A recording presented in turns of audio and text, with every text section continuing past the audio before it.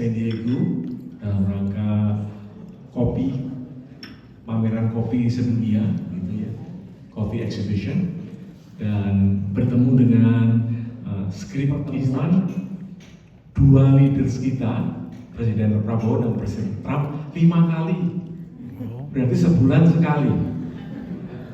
Bisa Bapak Ibu bayangkan ya, waktu kami dilantik 25 Agustus, tapi sudah harus berangkat karena Bapak Presiden sidang General Assembly di PBB tanggal 20 September. Jadi kami sudah harus menyambut beliau di New York pada 20 September. Setelah acara tersebut, Pak Donald Trump, mungkin Bapak Ibu beritanya, langsung mengundang 8 negara di New York itu, mengusulkan apakah bisa ini ada draft peace accord untuk Gaza. 8-8-nya setuju.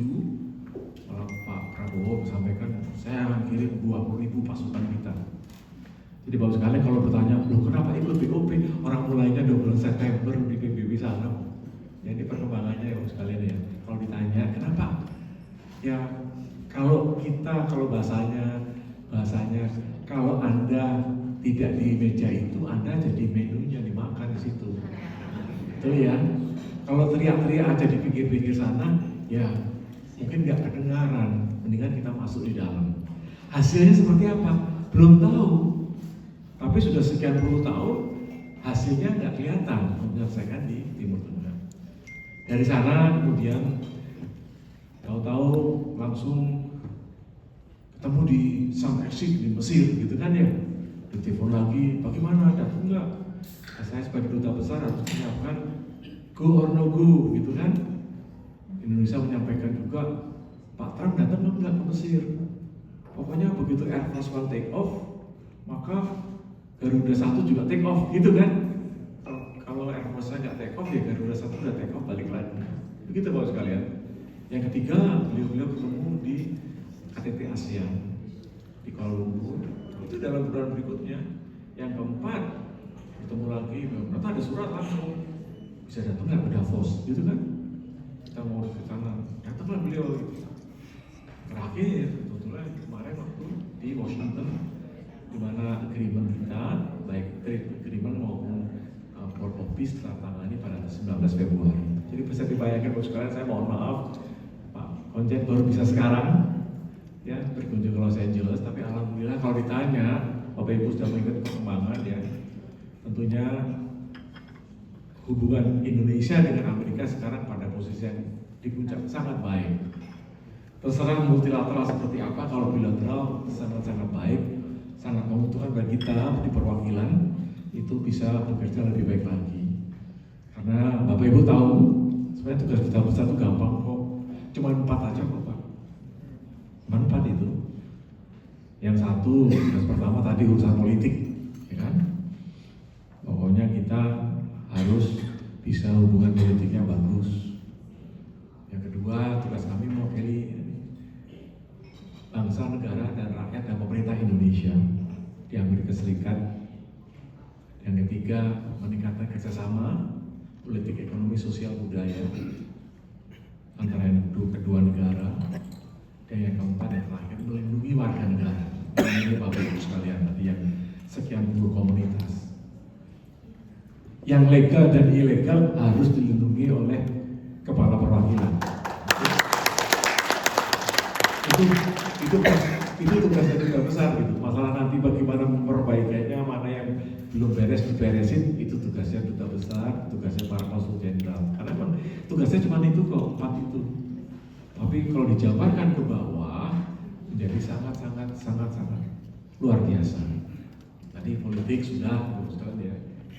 Ekonomi, saya sampaikan, alhamdulillah sekarang ini bagus sekalian. Tadi saya ketemu beberapa kepala ITBC gitu ya.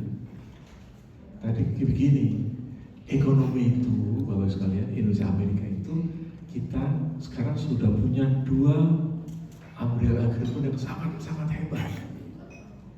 Yang satu pertama namanya US Indonesia Comprehensive Strategic Partnership yang ditandatangani pada tahun 2023, yang action plan-nya disepakati tahun 2024, berlaku sampai 2028.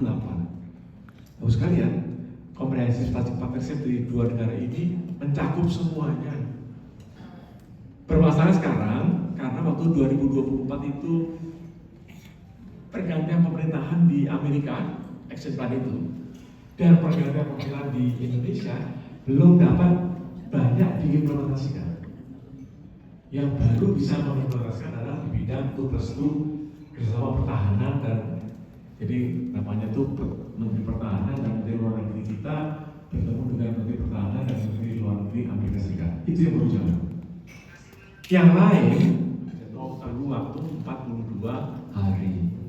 Memang kita nggak perlu itu kok.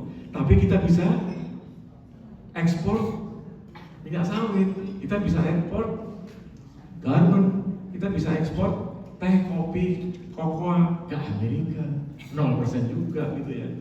Jadi apa? Kita mari sama-sama meningkatkan produk kita, termasuk kopi yang nanti besok kita ada pameran di San Diego. Waduh, tapi kenapa kita harus beli pesawat Boeing 50 biji gitu kan ya? Dengar ya? Bapak Ibu sekalian, 50 biji itu kan mau beli 777, betul ya? Tapi Bapak tahu, mau beli 1 biji aja sekarang ini sebelum 2029 nggak ada barangnya, antre. Karena yang antre panjang.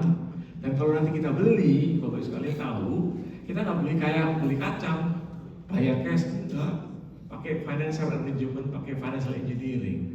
Harganya berapa, dicicil berapa tahun, per tahunnya berapa, kita nanti dengan operasinya.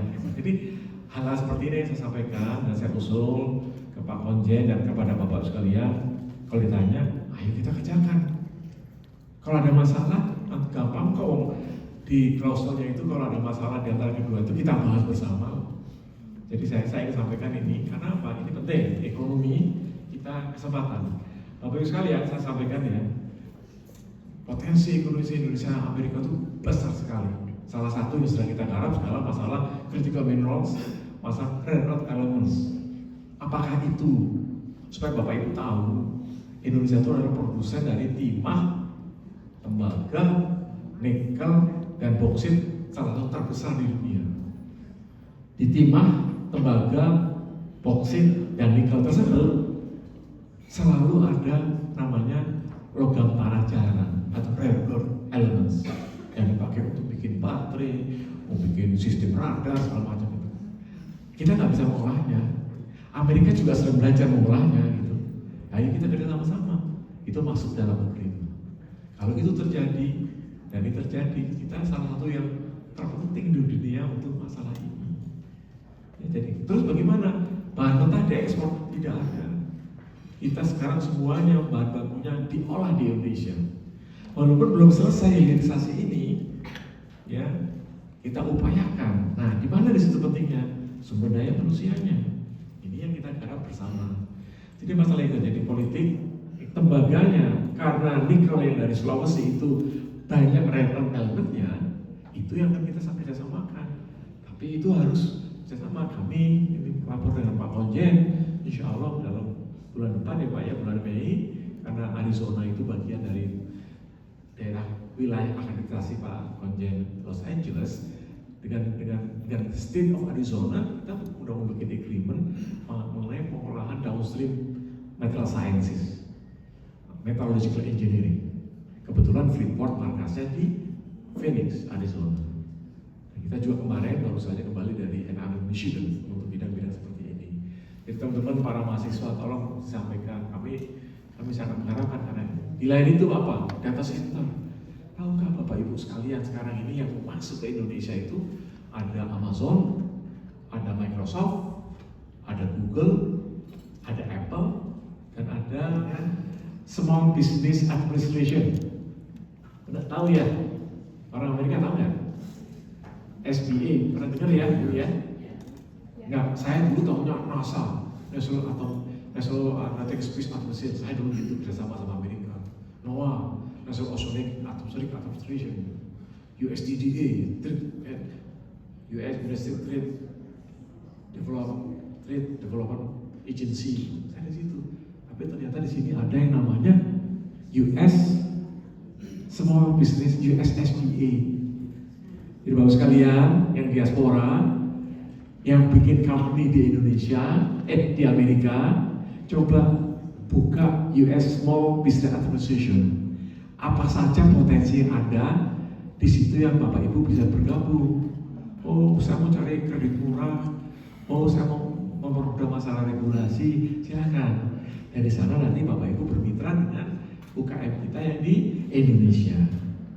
Tadi Pak Kepala ITBC bilang, oh ini Pak, ini hasil-hasil karya dari UKM binaan BUMN dan binaan badan usaha swasta. Itu kita sekarang dorong harus sampai bisa ekspor. Let them membina sampai ekspor. Ini kesempatan ya Bapak sekalian, potensial luar biasa untuk mahasiswa juga itu. Sosial budaya, ekonomi, dan terakhir tadi mungkin budaya dari Pak Menteri. Terima kasih beliau. Tadi ada Pak Joko ya.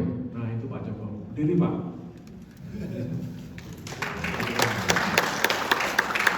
Pak Joko kalau Pak Menteri ini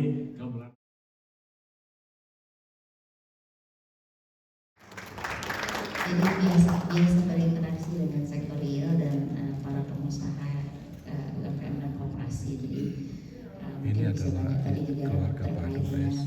Istrinya bernama Ibu Nining Sri Astuti, mukanya mirip Sri Mulyani. Lagi saja, Yang ini welcome dan mungkin bisa ini lanjutannya karena ini. Selamat sore, Assalamualaikum warahmatullahi wabarakatuh. Selamat kenal, nama saya Trihandoyo, dipanggil Yoyo. Saya anak Pak Indriano Samabudini. Di sini saya sih tugasnya ya informalnya ya menemani Bapak Ibu di sini. Tapi formalnya saya juga masih jadi peneliti di Universitas Indonesia di Fakultas Ekonomi dan Bisnis di bidang ekonomi Islam dan ekonomi dan keuangan Islam. Sekarang lagi sibuk di KBRI aja ikut IKPA Indonesia Kids for Performing Arts. Kita mau ada panggung tanggal 25 Juli di University of District of Columbia. Saya main gitar. Kita ada nyiapin 14 lagu buat kita tampil. Jadi kita latihan terus tiap minggu.